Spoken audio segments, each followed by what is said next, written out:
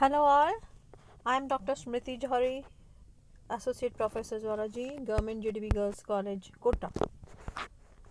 I am taking BSc Part 1, Animal Biodiversity class, and the unit started was Unit 3, and today we would be finishing with our Unit 3 that was about Porifera and Sedentrata, and the last topic left in this unit is about Ctenophora. We would be discussing about the general organization and classification of Ctenophora. So what is Ctenophora? What are Ctenophoras?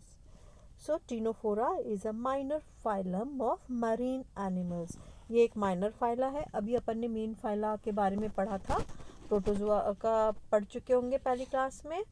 फिर हमने Porifera का discuss करा, फिर सीडेंट्रेट्स का करा, और अब Ctenophora एक स्मॉल फाइलम है, माइनर फाइला है. इसमें मैरीन एनिमल्स, समुद्री एनिमल्स ज़्यादातर पाए जाते हैं, जिनका की common name generally C walnut या कोम जेलीज होता है.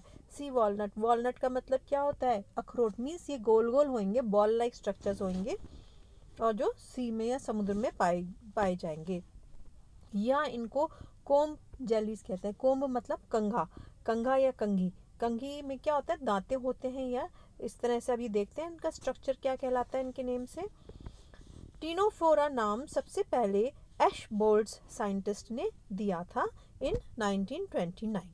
कोम बियरर्स, जैसे कि इनका नाम है कोम जेलीज, मीन्स कोम बियरर्स, इनमें मीन्स कंघी जैसे दांते पाए जाएंगे. इनका अनदर कॉमन नेम था सी वॉलनट. सी वॉलनट मतलब छोटा अखरोट के जैसे ये जीव होंगे.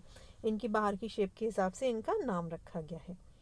अब ये ctenophora word is derived from the Greek word ktenos, जिसका मतलब होता है comb, and phoros means bearing, means comb bearing animals. अब इसकी हम डेफिनेशन पढ़ते हैं. डेफिनेशन क्या होता है कि डेफिनेशन में क्या आएगा इसका?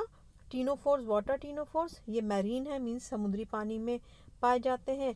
पैलेजिक होते हैं या फ्री होते हैं, मीन्स एक जगह स्थित होते हैं या चट्टानों पे पाए जाते हैं, या फ्री भी होते हैं, इकट्ठे भी रहते हैं, या फ्री होते हैं. सॉलिटरी जीवन व्यतीत करते हैं, मीन्स एक एक रहते हैं, समूहों में नहीं रहते.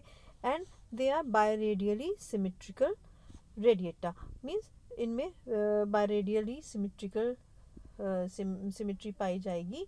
मीन्स ये बॉल लाइक स्ट्रक्चर है, तो एक रेडियल सिमेट्री से ही इनका बराबर भागों में बांटा जाएगा. इसमें ट्रांसपेरेंट जेलाटिनस बॉडी होती है, और इसमें निमेटोसिस्ट होते हैं, जिसमें कि स्पेशल लोकोमोटरी कोम लाइक प्लेट्स पाई जाती हैं. इसलिए इनका नाम कोम जेलीज या सी वॉलनट्स भी रखा गया है. अब अपन इसकी क्लासिफिकेशन पढ़ते हैं. आउटलाइन का क्लासिफिकेशन ऑफ सीलेंट्रेटा में देखो क्या आता है.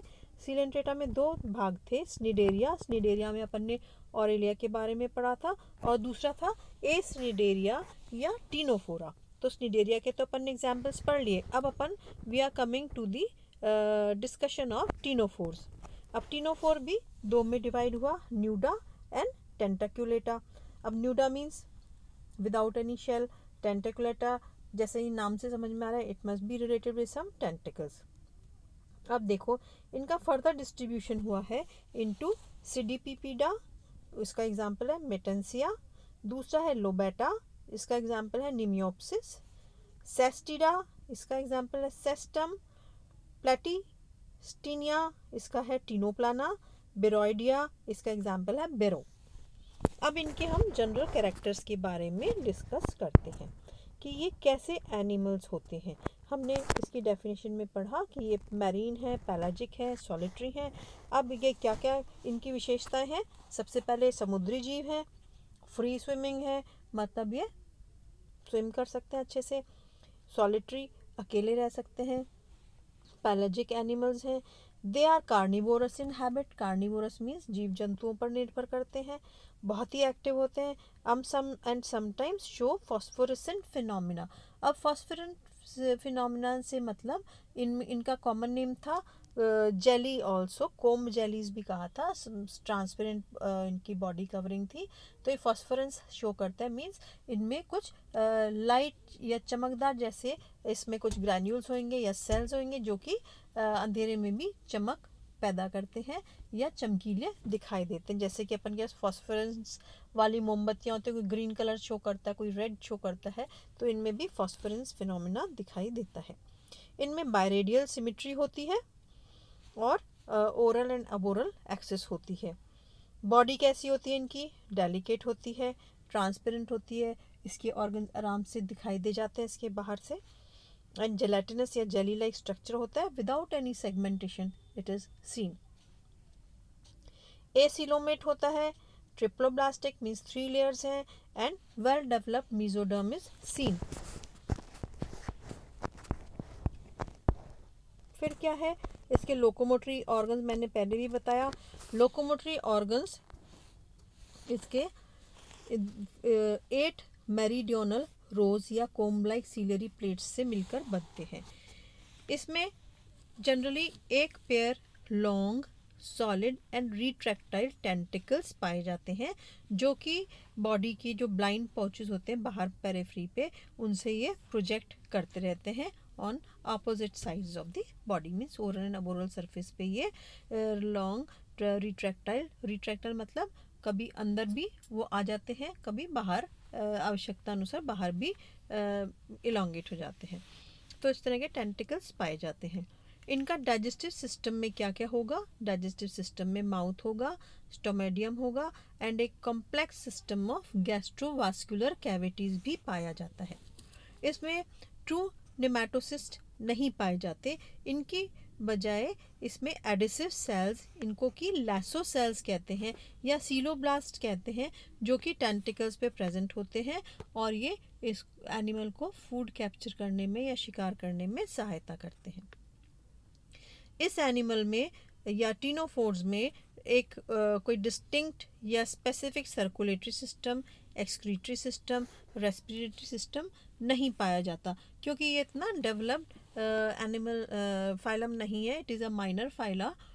ठीक है, इसमें there is no supporting system in the form of a skeleton, इसमें कोई एंडोस्केलेटन भी नहीं पाया जाता।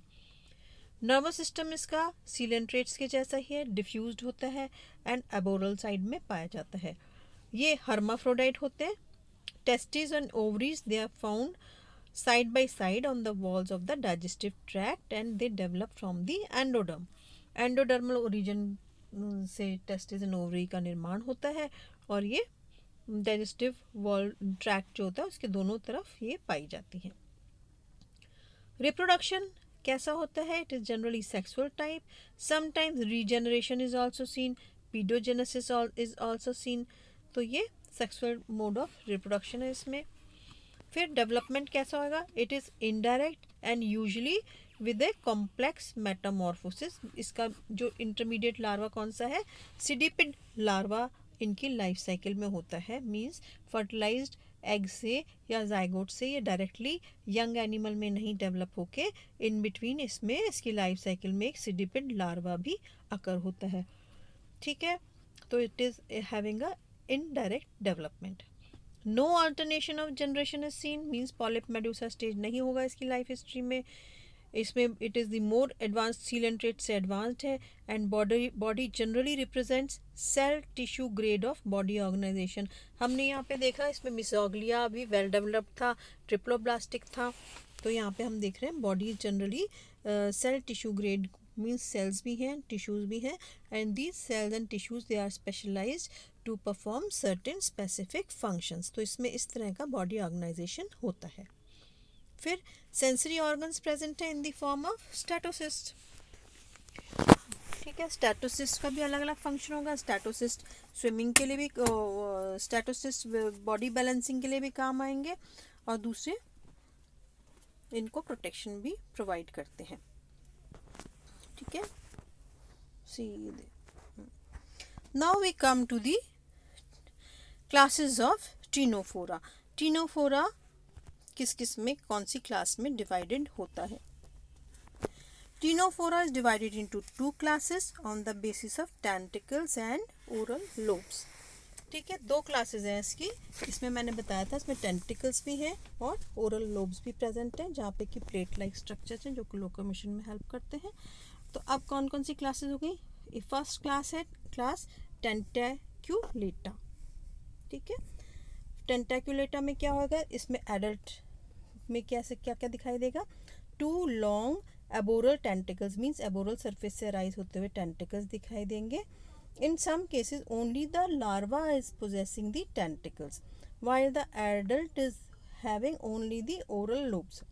अब ये class Tentacula again is divided into 4 orders: Pseudopida, Cestida, Lobata and Platytina.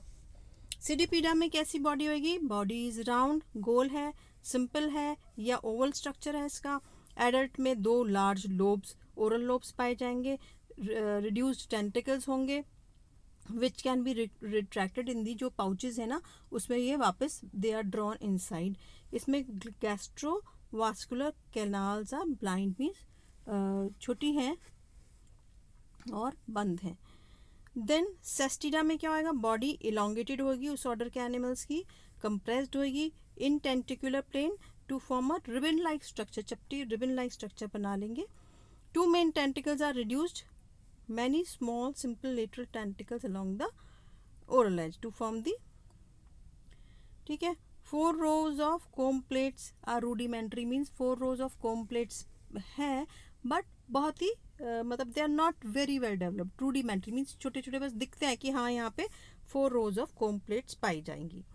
Then third is order is Lobata. Lobata में body is laterally compressed, laterally side से चपटी होगी और ओवल होगा इसका शेप। एडल्ट में 2 लार्ज ओवल लोब्स पाए जाएंगे। टेंटिकल्स रिड्यूस्ड होंगे विदाउट एनी कवरिंग होंगे। Ends of gastrovascular cavities anastomosed, means एक दूसरे से जुड़े होंगे। Then we have Platyctena. Platyctena की बॉडी कैसी होगी? कंप्रेस्ड होगी इन ओरल अबोरल प्लेन, मतलब चपटी सी होगी ओरल अबोरल प्लेन में। फेरिंग्स वाइडली एक्सपेंडेड होएगा to form a creeping surface. 2 primary tentacles are very well developed with sheath, means covering होगी।